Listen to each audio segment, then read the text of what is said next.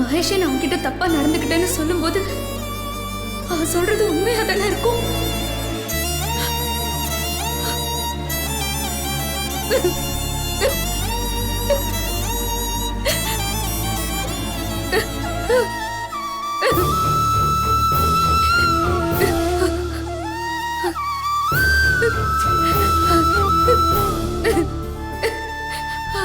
ஐயோ கடவுளே, இது என்ன கொடுமை! சித்துதான் என்னை ஏமாத்திட்டான்னு பிரஸ் மீட்ல எல்லாருக்கும் சொல்லி அவனை அசிங்கப்படுத்திட்டோம். இப்போ அது இல்லைன்னு தெரிஞ்சா எல்லாரும் என்னை பத்தி எவ்வளவு கேவலமா நினைப்பாங்க. ஐயோ, இந்த வீணா போன மகேஷ் நம்ம வாழ்க்கையே பாழாக்கிட்டானே. கடவுளே, இப்ப நான் என்ன பண்ணுவேன்? ஐயோ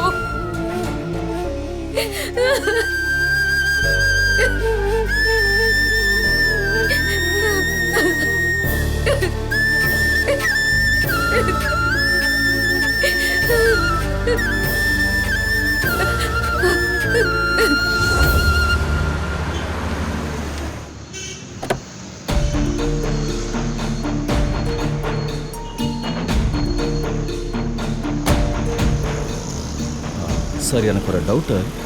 சொல்லுங்கள் சார். மாணிக்கம் இப்போல்லாம் இங்கே வராரா? இல்லைங்க சார், அவன் ஆட்டோ ஸ்டாண்டு பக்கமே வரதில்லை. வந்து ரொம்ப நாள் ஆச்சு. இப்போலாம் பார்க்குறதே இல்லைங்க சார். வர்றது இல்லையா? ஃபோன் அடித்தா கூட சுவிச் ஆஃப் தான் சார் வருது. அவனை எங்கேயாவது பார்த்தா எனக்கு உடனே ஃபோன் பண்ண முடியுமா? பண்ணுறேங்க சார். இது என்னோட விசிட்டிங் கார்டு. ஓகேங்க சார். இதில் என் காண்டாக்ட் நம்பர் இருக்குது. மாணிக்கத்தை பார்த்தா சொல்லுங்கள். சரிங்க சார். தேங்க்ஸ். வரேன். Okay sir.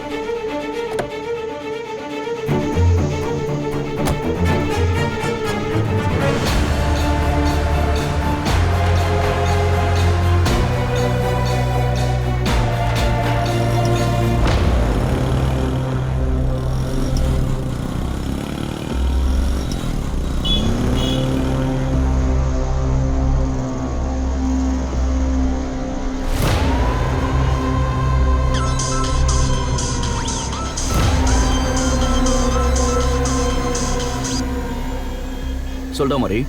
டேய் மாணிக்கம், எங்கடா இருக்க? நான் நம்ம பக்கத்தில் இருக்கிற டீக்கல்ல தான்டா இருக்கேன். என்னடா? சித்து உன்னை தேடி ஆட்டோ ஸ்டாண்டுக்கு வந்தான்டா. நீ இல்லைனதும் உடனே கிளம்பிட்டான். அநேகமா உன்னை தேடிக்கிட்டு வீட்டுக்கு தான் போயிருப்பான். அவன் கையில மட்டும் சிக்கிடாத. சித்து என்னை தேடி வீட்டுக்கு வருவான்னு எனக்கு நல்லா தெரியும். அதனால தான் நான் அந்த வீட்டையே காலி பண்ணிட்டேன். நான் இப்போ வேற இடத்துல சேஃபாக தான் இருக்கேன். ஒரு பிரச்சனையும் இல்லை. அவனாலலாம் என்னை கண்டுபிடிக்க முடியாது. சரி சரி, எங்க இருந்தாலும் சேஃபா இரு.